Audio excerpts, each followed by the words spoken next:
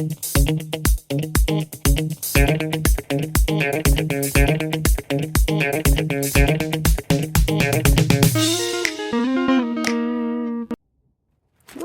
hi. Yeah, today there is a little bit of a perspective change happening because sometimes the answers are in the details, you know. Will it be the case for the next question? Let's see.